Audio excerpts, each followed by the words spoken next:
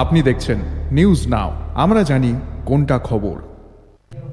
শুক্রবার আগরতলা প্রেস ক্লাবে ভারতীয় মজদুর সংঘ অনুমোদিত অল ত্রিপুরা স্কুল কম্পিউটার শিক্ষক সংঘের উদ্যোগে অনুষ্ঠিত হয় সাংবাদিক সম্মেলন।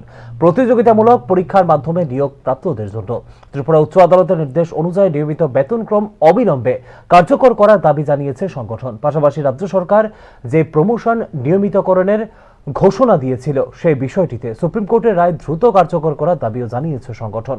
উচ্চ আদালতের নির্দেশ বাস্তবায়িত না হলে ভবিষ্যতে আন্দোলনের কর্মসূচি গ্রহণ করা হতে পারে বলেও ইঙ্গিত দেওয়া হয় সাংবাদিক সম্মেলনে।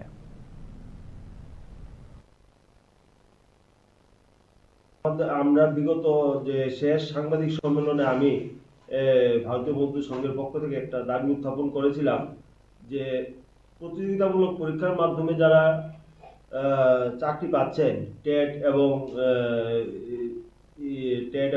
জিআরবিটির যে চাকরিগুলি হচ্ছে প্রথম দিন থেকেই রেগুলার স্কেল দেওয়ার দাবি।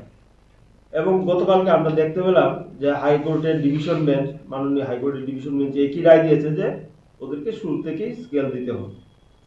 তো আমরা মাননীয় মুখ্যমন্ত্রীর কাছে এই বিষয়ে একটা দাবি রাখছি যে আমাদের রাষ্ট্রবাদী সংগঠনের যে দাবি এটার প্রতি আপনি সহমর্মিতা প্রকাশ করবেন এবং আমরা এও আশা প্রকাশ করব যে এইটাকে অতি শীঘ্র আপনি কার্যকারী করবেন। আর দ্বিতীয়ত আমাদের আরেকটা ছিল যে বিগত কিছুদিন পূর্বে প্রমোশনে যে রিজার্ভেশনের যে বিষয়ে একটা নোটিফিকেশন জারি হয়েছে যে প্রমোশনগুলি রেগুলারাইজেশন করা হয়েছে, এই বিষয়ে কিছু স্পষ্টতার অভাব আছে। ওই সময় এখন পর্যন্ত অনেকে যারা প্রমোশন পেয়েছিলেন তারা যখন রিটায়ারমেন্টে গেছেন তখন তারা আগের স্কেলে রিটায়ারমেন্টে গেছেন। তো ওদের সম্পর্কে কি হবে সরকারের কোনো অর্ডারে এটা স্পষ্টত উল্লেখ নেই।